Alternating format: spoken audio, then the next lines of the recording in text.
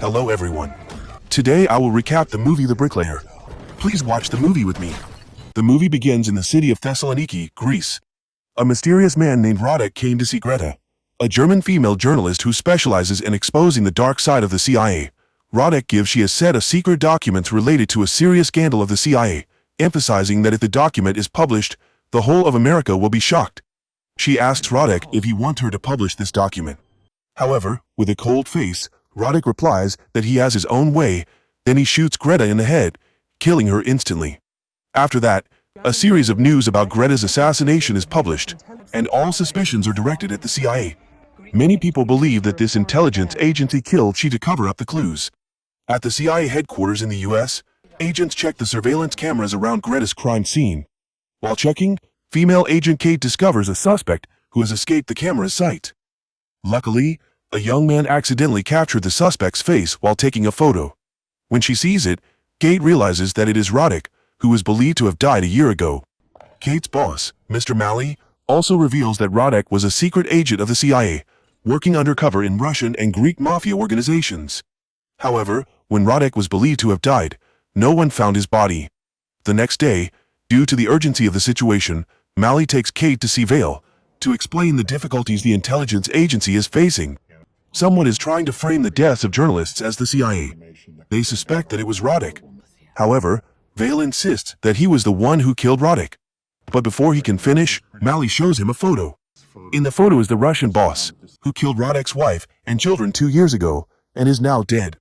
There is only one person who can do this, Rodek.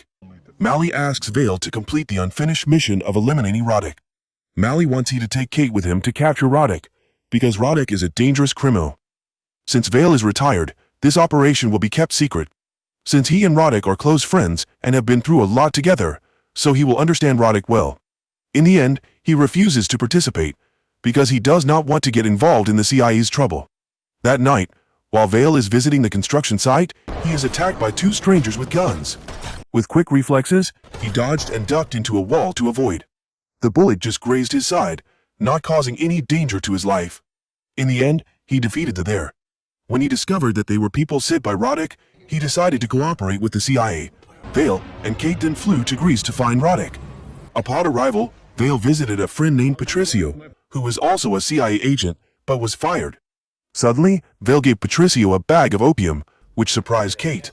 It turned out that the drugs were to help Patricio's dog, who had cancer. Patricio took out a suitcase containing luxury clothes. They would change their appearance to easily approach Rodek's subordinates. There was also a collection of handguns. Patricio also brought out a Mercedes CLS with a 550 horsepower V8 engine. However, this car was not equipped with airbags. The next morning, they arrived in the city where Greta was killed. Here, they rested at a 5-star hotel. While Kate was taking a shower, Vale left the hotel without notice. He goes to a nearby church that is being renovated. He then attends a party and meets his ex-girlfriend, Ty, a CIA agent working in Greece. Ty tells him that Foreign Minister Costas is suspicious of American activities there. Vale also tells her the reason he is in the city, which is to find Rodek. Ty gives him information about the Sten crime group, which Rodek is involved with. The group is no longer a small group, but has become the owner of a luxury nightclub. Vale then goes to Sten's nightclub, and immediately makes it clear that he is there to find Rodek. However, he pretends not to know, insisting that Rodek is dead.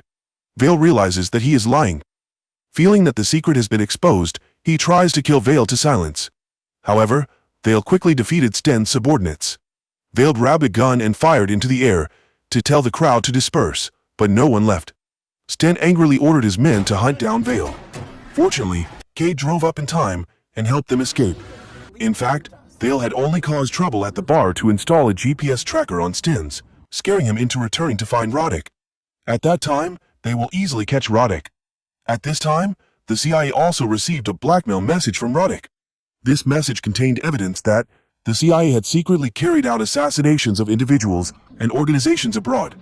If this information were made public, it could cause a major boycott from allied countries and even lead to the risk of World War III.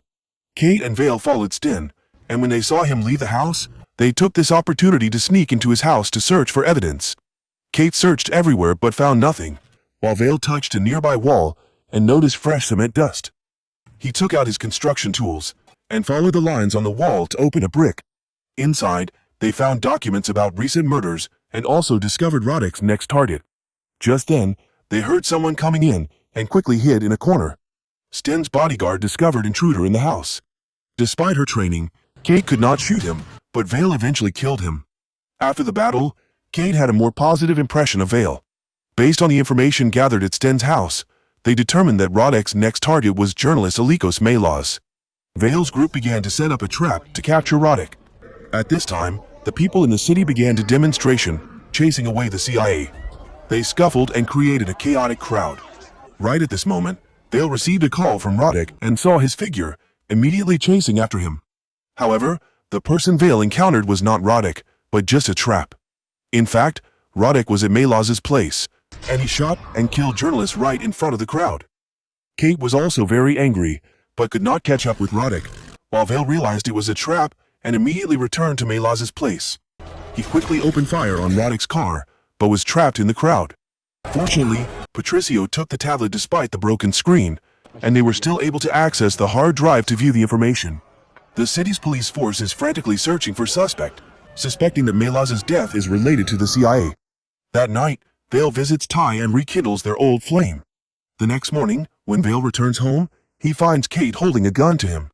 Kate discovers that before Melas died, Vale had contacted Roddick, and she suspects Vale of being his accomplice. Vale says nothing, and quickly grabs the gun from her hand. He then smiles and returns the gun to her, claiming that he had contacted Roddick, but things are not as she thinks.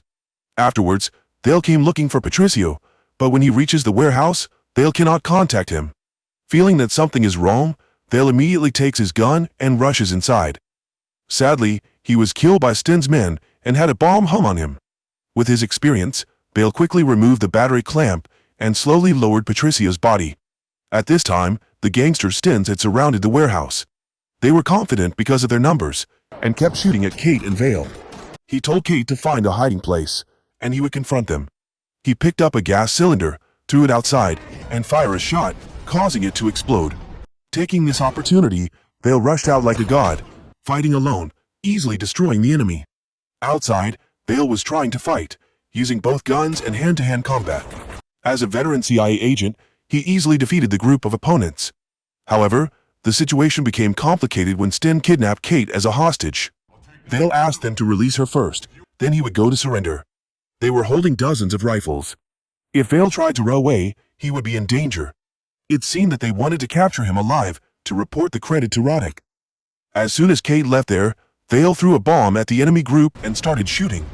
As a result, he killed all of them. Kate thought Vale was dead. When she saw a figure opening the door, she burst into tears of happiness and rushed towards Vale. At this time, Vale revealed the truth. Roddick was an elite CIA agent. He did everything so that his wife and children could settle in America.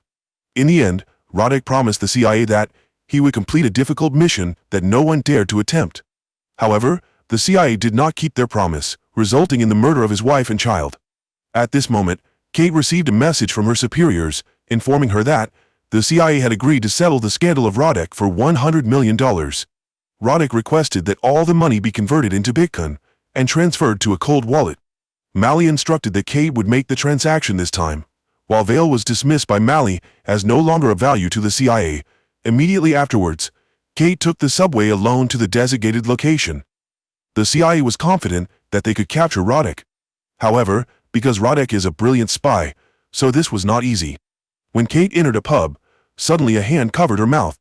That person was Vale, who had been following her throughout the journey. She also completely trusted he. She gave him the cold wallet containing $100 million in Bitcoin. Then, Vale walked into a designated basement level, where there was a computer on the table. He plugged the cold wallet into the machine, and the money was immediately transferred to Roddick. At the same time, a video call between the two was established. During the conversation, Roddick announced that he had only one final mission left, to assassinate the Greek foreign minister, Costas, to start World War III. After that, he said goodbye to Vale. At this time, Vale sensed the danger approaching. The door was suddenly locked, while the bomb under the table was activated, and would explode in less than 30 seconds. In an urgent situation, he pushed the table into the corner and found a chair to hide. The explosion occurred, blowing away a section of the wall.